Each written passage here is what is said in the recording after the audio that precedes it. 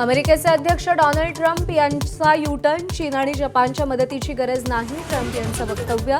तर सगळ्यांनी मिळून होर्मुझमध्ये पेट्रोलिंग करू, असं काल ट्रम्प यांचं वक्तव्य.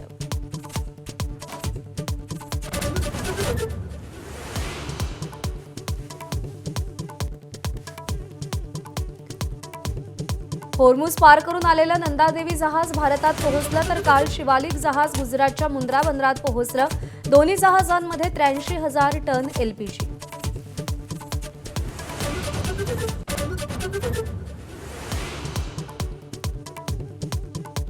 पाकिस्तानच्या काबूलमधल्या रुग्णालयावरील हल्ल्यात 400 ठार झाल्याचा तालिबान्यांचा दावा. 250हून अधिक जखमी असाही दावा.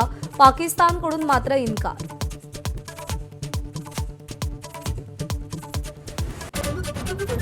चीनकडूनही तैवानच्या सीमेवर 26 लढाऊ विमानं तैनात. 60 चीनी युद्धनौकाही तैवानच्या समुद्रात दाखल. चीनच्या मनात नेमकं काय, याचा अंदाज लागला.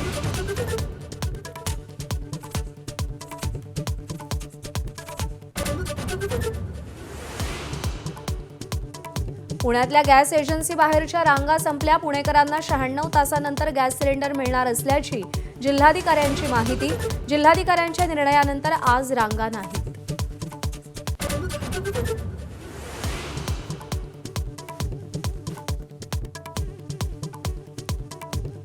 सत्ताधारी आजही जितेंद्र आव्हाडांच्या निलंबनाची मागणी करणार. अध्यक्ष आणि गटनेत्यांच्या बैठकीत मुद्दा उचलणार असल्याची शंभूराज देसाईंची माहिती.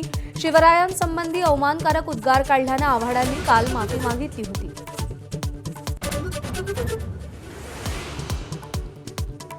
उपमुख्यमंत्री एकनाथ शिंदे दिल्ली दौऱ्यावर. भाजपच्या वरिष्ठ नेत्यांना भेटणार.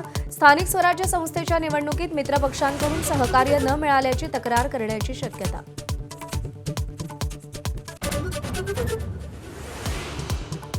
मीरा भाईंदरमधील सुहासिनी माटेकरांचा उपचारादरम्यान मृत्यू.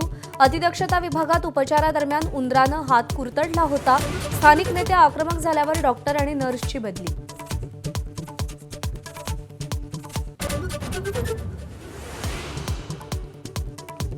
कौटुंबिक वादातून पतीनं पत्नीला मुलुंड स्टेशनवर लोकल समोर ढकललं. पत्नीचा मृत्यू. आरोपी राजकुमार गुप्ताला सुरतमधून अटक. मृत्यूपूर्वी काही तास आधी महिलेची पोलिसात तक्रार.